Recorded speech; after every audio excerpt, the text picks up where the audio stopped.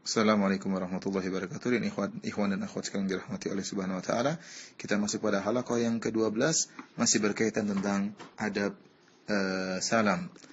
Dari Ali radhiyallahu taala anhu, beliau berkata, qala Rasulullah sallallahu alaihi wasallam, Rasulullah sallallahu alaihi wasallam bersabda, la tabda'ul yahuda wan nasara bisalam. Janganlah kalian memulai memberi salam kepada orang-orang Yahudi dan orang-orang Nasrani. Wa idza laqitumuhum fi tariq fattarruhum ila adyaqihi, dan jika kalian bertemu dengan mereka di jalan, maka buatlah mereka tergeser ke jalan yang sempit. Hadis ini diriwayatkan oleh Imam Muslim. Ikhwan dan akhwat yang dirahmati oleh Allah Subhanahu wa taala, hadis ini dipermasalahkan oleh sebagian orang yang menjelaskan Islam kok demikian, kok mengajarkan sikap keras terhadap orang-orang kafir. Sebenarnya hadis ini tidak jadi masalah karena kita menempatkan dalil-dalil sesuai dengan kondisinya.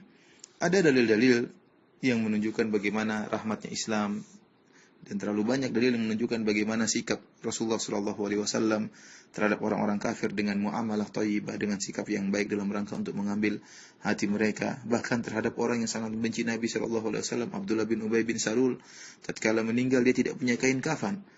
Nah, maka Rasulullah SAW memberikan baju yang dia pakai ya, untuk dijadikan kain kafan bagi Abdullah bin Ubay bin Salul, padahal dia adalah gembongnya orang munafik yang sering menyakiti Nabi SAW dan juga keluarga Nabi SAW, yang telah memimpin untuk menuduh Aisyah telah melakukan berzina, akan tapi Nabi SAW bermuamalah yang baik dengan dia. Demikian juga Nabi SAW bermuamalah baik dengan orang-orang kafir yang lain, seperti orang Yahudi yang pernah menjadi pembantu Nabi SAW.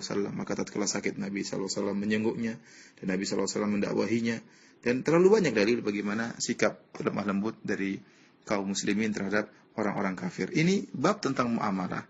Maka seorang berusaha untuk berbuat baik kepada orang-orang kafir dalam rangka untuk mengambil hati mereka.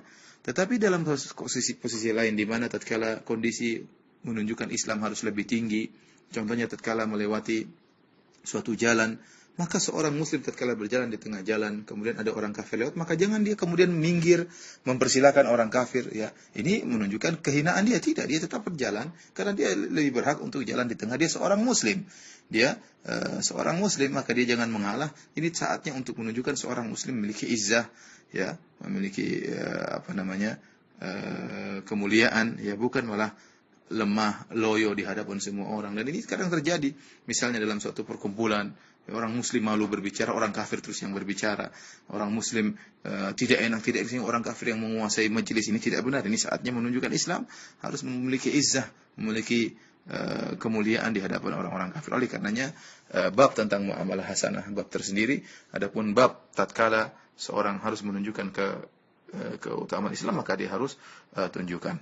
Ada beberapa poin yang berkaitan dengan hadis ini. Yang pertama, seorang muslim tidak boleh mendahulukan mengucapkan salam kepada Yahudi dan Nasrani. Kenapa? Karena salam itu menunjukkan pemuliaan dan juga ada doa. Ini yang penting adalah doa. Tatkala kita mengucapkan assalamualaikum, berarti kita mendoakan keselamatan bagi dia. Dia tidak berhak untuk mendapatkan keselamatan. Dia kafir kepada Allah Subhanahu wa taala.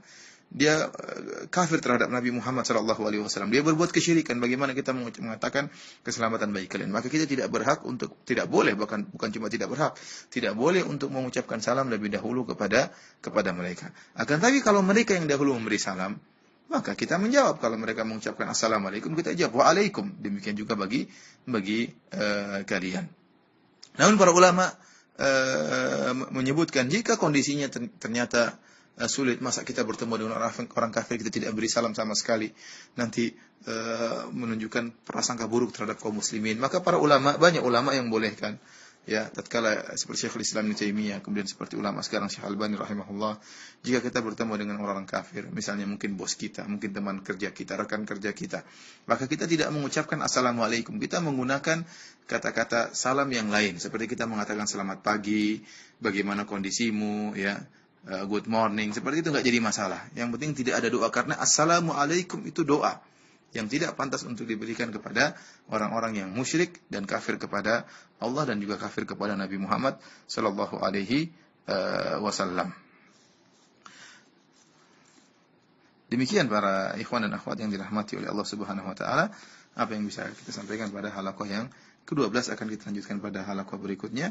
Wabillahi taufik. Assalamualaikum warahmatullahi wabarakatuh.